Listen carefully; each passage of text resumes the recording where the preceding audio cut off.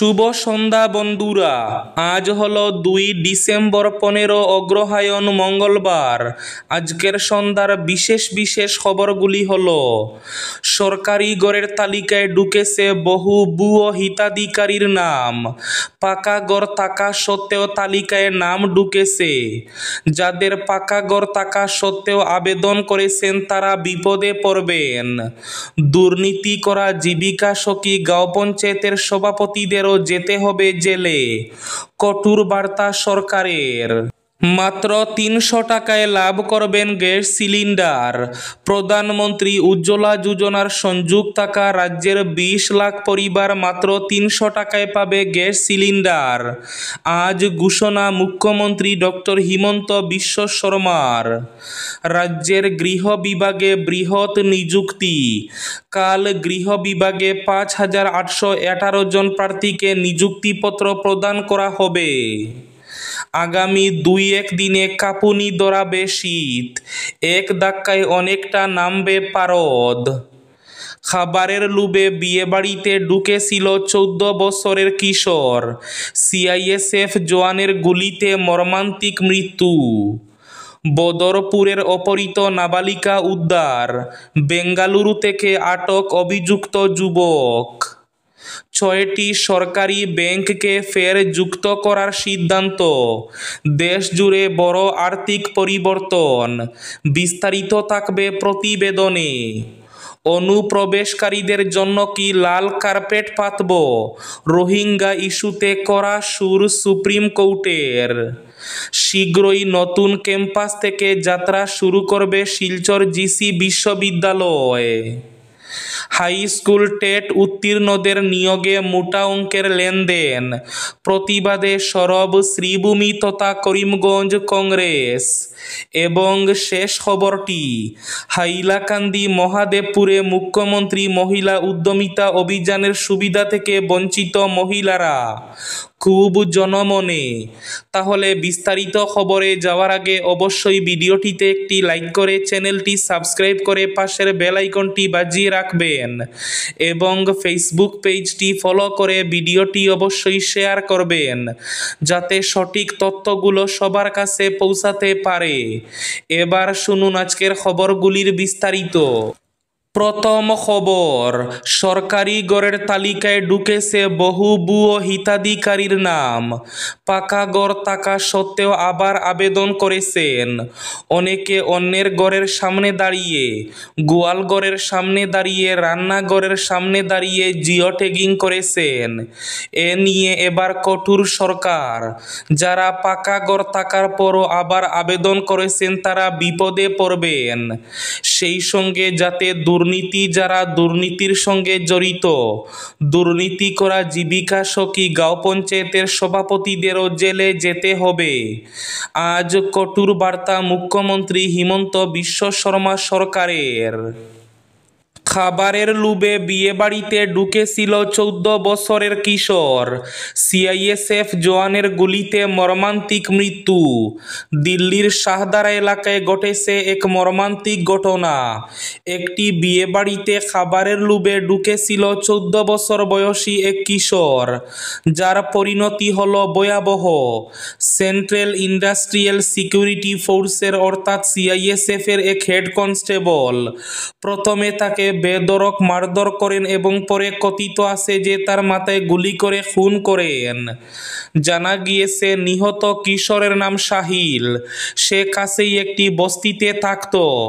ঘটনাটি ঘটে এমএস পার্কের একটি কমিউনিটি সেন্টারে, যেখানে বিবাহ অনুষ্ঠান চলছিল। স্থানীয়দের দাবি, সাহিল শুধুমাত্র খাবার খাওয়ার ইচ্ছায় অনুষ্ঠানে ঢুকেছিল। এই সময় CISF head constable Madan Gopal তিওয়ারির সঙ্গে তার বচসা হয়। বিবাদ বাড়লে কনস্টেবল নিজের পিস্তল বের করে সাহিলের উপর গুলি চালান। গুলি লাগার সঙ্গে সঙ্গে ছেলেটি মাটিতে লুটিয়ে পড়ে। তাকে দ্রুত হাসপাতালে নিয়ে যাওয়া হলেও চিকিৎসকরা তাকে মৃত ঘোষণা করেন। এক স্থানীয় বাসিন্দার ভাষ্য, ছেলেটি বস্তিতে থাকত। তার বাবা সিরাজউদ্দিন মজুমদার। রাত 10টা নাগাদ সাহিল তার ছোট ভাই ও বন্ধুদের সঙ্গে মানসরোবর পার্ক কমিউনিটি সেন্টারে বরযাত্রার শোভাযাত্রা দেখতে গিয়েছিল। সেই সময় বর ঘোড়ায় চড়ে আসছিলেন এবং লোকজন নাচতে নাচতে টাকা উড়াচ্ছিলেন। সাহিল অন্য বাচ্চাদের সঙ্গে সেই টাকা কুড়োতে শুরু করে। এতেই ক্ষিপ্ত হয়ে বরযাত্রায় থাকা CISF head constable Madan Gopal Tiwari তাকে ধরে মারধর করেন এবং এরপর পকেট থেকে পিস্তল বের করে সরাসরি তার মাথায় গুলি করেন। এই ঘটনার পর গোটা এলাকায় চাঞ্চল্য ছড়িয়ে পড়ে। পুলিশ দ্রুত ঘটনাস্থলে পৌঁছে অভিযুক্ত মদন গোপাল তিওয়ারিকে গ্রেফতার করে। প্রাথমিক তদন্তে জানা গেছে অভিযুক্ত কনস্টেবলের পোস্টিং উত্তরপ্রদেশে। পুলিশ তার কাছ থেকে ব্যবহৃত পিস্তলটিও উদ্ধার করেছে। রাজ্যের 20 লাখ পরিবারকে মাত্র 300 টাকায় দেওয়া হবে গ্যাস সিলিন্ডার।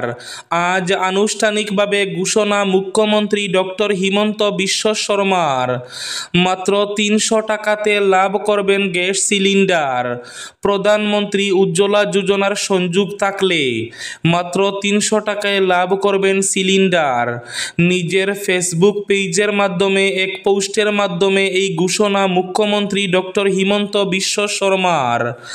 রাজ্যের 20 লাখ মানুষকে দেওয়া হবে এই সুবিধা। 6টি সরকারি ব্যাংককে ফের যুক্ত করার সিদ্ধান্ত। সম্প্রতি কিছু সংবাদ মাধ্যম সূত্রে খবর পাওয়া গিয়েছে যে দেশে সরকারি ব্যাংকের সংখ্যা আরও কমতে চলেছে। এ ব্যাপারে যদিও কোনো সরকারি বিবৃতি এখনও জারি করা হয়নি। কেন্দ্রীয় সরকারের তরফ থেকে ছোট সরকারি খাতের ব্যাংকগুলিকে জুড়ে দেওয়া হচ্ছে বৃহত্তর ব্যাংকগুলির সঙ্গে। ব্যাংকিং ব্যবস্থাকে আরও কার্যকরী ও উন্নত করার লক্ষ্যে এই সিদ্ধান্ত নেওয়া হচ্ছে বলে জানা গিয়েছে। কেন্দ্রের উদ্দেশ্য ব্যাংকের সংখ্যা কমানো এবং বড় সরকারি ব্যাংকগুলিকে আরও শক্তিশালী করে তোলা। এর ফলে ঋণদানের ব্যবস্থা এবং ব্যালেন্স শিট আরও উন্নত করা যাবে। সরকারি খাতের বৃহত্তর ব্যাংকগুলির সঙ্গে আরও 6টি ছোট সরকারি খাতের ব্যাংককে জুড়ে দেওয়ার প্রস্তুতি নেওয়া হচ্ছে। সূত্রের খবর, UCO bank, bank of India, Indian overseas bank, central bank of India, bank of Maharashtra এবং পাঞ্জাব এন্ড সিন্ধ ব্যাংক এই 6টি পাবলিক সেক্টর ব্যাংককে জুড়ে দেওয়া হতে পারে SBI, bank of Baroda, PNB, Canara bank অথবা ইউনিয়ন ব্যাংকের সঙ্গে। বদরপুরের অপহৃত নাবালিকা উদ্ধার। বেঙ্গালুরু থেকে আটক অভিযুক্ত যুবক। বদরপুরের এক বেসরকারি শিক্ষা প্রতিষ্ঠানের অপহৃত নাবালিকা ছাত্রীকে অবশেষে উদ্ধার করতে সক্ষম হল বদরপুর পুলিশ। একই সঙ্গে অপহরণকাণ্ডে জড়িত মূল অভিযুক্ত জুবাইর আলীকেও গ্রেফতার করে বদরপুর থানায় নিয়ে আসা হয়। সঙ্গে নাবালিকা মেয়েকে উদ্ধার করে নিয়ে আসা হয়েছে। সোমবার আদালতে তোলা হলে বিচারক তাকে জেল হাজতে পাঠানোর নির্দেশ দেন এবং উদ্ধারকৃত নাবালিকাকে হোমে প্রেরণ করা হয়। হাইলাকান্দি মহাদেবপুরে মুখ্যমন্ত্রী মহিলা উদ্যমিতা অভিযানের সুবিধা থেকে বঞ্চিত শতাধিক মহিলা। ডিলিমিটেশনের ফলে কাটিগড়া থেকে হাইলাকান্দি জেলার অন্তর্ভুক্ত হওয়া মহাদেবপুর গ্রাম পঞ্চায়েতের শতাধিক মহিলা মুখ্যমন্ত্রী মহিলা উদ্যমিতা অভিযানের সুযোগ সুবিধা থেকে বঞ্চিত হয়েছেন। স্থানীয় মহিলাদের অভিযোগ, বিএলও ভেরিফিকেশনের সময় অন্যায়ভাবে তাদের নাম তালিকা থেকে বাদ দেওয়া হয়েছে, যার ফলে তারা সরকারি এই গুরুত্বপূর্ণ প্রকল্পের আর্থিক সহায়তা থেকে বঞ্চিত হন। মহিলারা জানান, নাম কর্তনের ঘটনা সামনে আসার পর তারা ব্যাপারটা বারবার হাইলাকান্দি ব্লক অফিসে যোগাযোগ করেছেন এবং বিভিন্ন দফতরে ঘুরে বহু দৌড়ঝাঁপ করেছেন, কিন্তু তবুও সমস্যার সমাধান হয়নি।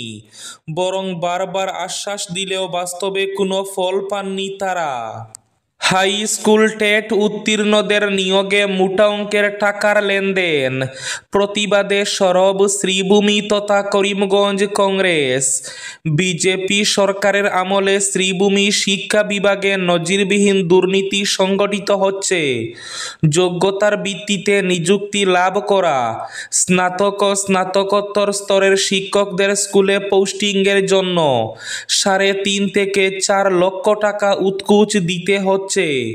জেলা স্কুল পরিদর্শক কার্যালয়ে জনাকয়েক কর্মী সিন্ডিকেট রাজ চালাচ্ছেন বলে অভিযোগ করেন করিমগঞ্জ জেলা কংগ্রেসের সভাপতি তাপস পুরকায়স্থ।